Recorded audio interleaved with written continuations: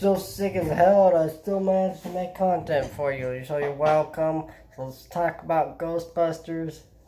What I think of the film after seeing it the whole way through for the first time, because I had actually apparently only seen the pieces, which now makes sense, because this movie isn't as good as everyone says it is. Now this does not mean it's a bad film. It's really not. It's not bad. It's a well-written film. It's got a good cast that's funny. They work off each other really well, especially Peter Venkman. Bill Murray is a genius at dry comedy. I think he's one of the greatest comedians of all time. I just wish he was in better films. He's in some Wes Anderson films. He's actually in my favorite Wes Anderson film, Fantastic Mr. Fox. He's in many other good movies, but he also was in crap like Garfield and Osmosis Jones and some other really bad movies. So I kind of wish he was in better movies, but whatever. This film is kind of a unique concept, the idea of these ghost exterminators, which it's like kind of like a slice of life comedy with these ghost exterminators fighting ghosts in New York. And it's funny. It's funny. But the thing is, there's no themes, there's no messages. There's nothing more than this film being a fun, entertaining, well-acted, entertaining movie. And well-written too, but there's nothing more to that. And that's not a bad thing. It just, some people are like, this is one of the greatest screenplays ever written, one of the greatest films ever made. No, it's really not. I'm not trying to poop on people's brain and go, no, you have to believe this. This film isn't as good as you all think. It's just, I'm just stating a fact. It's really not. This film, I can see why a lot of people like this movie, and I like this movie. I don't think there's anything bad with it. I think it's quite good, but it doesn't go beyond what it is. It knows what it is. It has fun with what it is. You turn, and then it's over. This film isn't even really a film that I think could go on for sequels. I think the visual effects for the time are actually quite good. And I was one of those people that when I watched the trailers for 2016, I didn't think they actually looked that bad. Now watching the film again, it looks bad. I'm not even talking about Ghostbusters 2016. Don't even ask. But the visual effects are actually a lot better than this one. I don't think they all still hold up, but they still look fine. Like Stay Puft looks pretty good.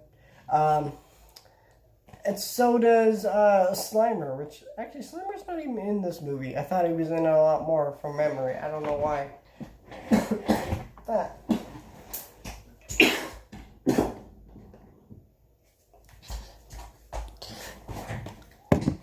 yes, it's true. This man has no dick is the greatest line in cinematic history. But yeah, there's Slimer at the pop. I have this here. This is Walmart version. I just like Slimer a lot. It's kind of weird that it's kind of become this Ghostbusters, pop culture thing, and he's not even in the movies that much. It's a little weird to me. I don't know.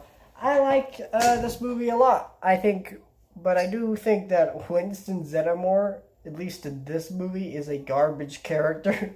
He has no point in this movie. And I like Rick Moranis a lot. I thought he was quite funny in this, and I think this is just one of his best performances of his career. And I just think this is really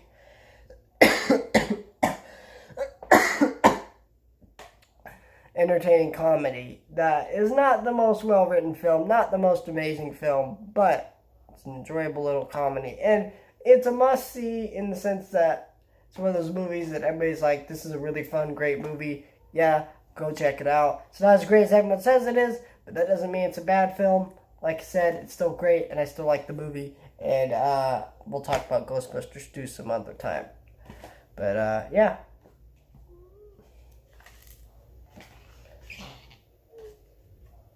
I mean, this is just...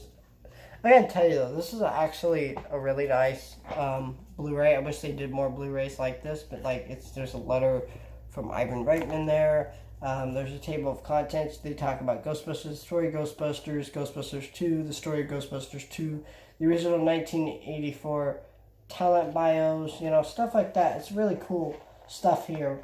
And there's a bunch of read-ups on the film. And then you get the disc for Ghostbusters 1 and 2 on Blu-ray.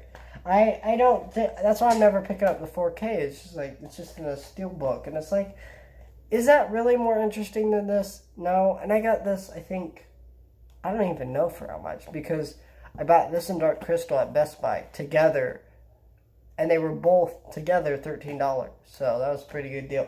I highly recommend, if you're going to buy the films, buying it this way. I think this is, I've seen this run for about $10. I think I got it for less.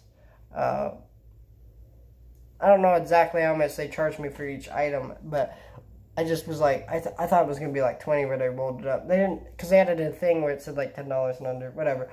The point is, good way to buy the movies. And I don't really know how much 4K would do for these movies, to be honest. I can't believe this movie came out the same day as Gremlins, though. It's so weird. But, you know, they're both great movies. They're really entertaining, fun movies. In terms of which one I prefer,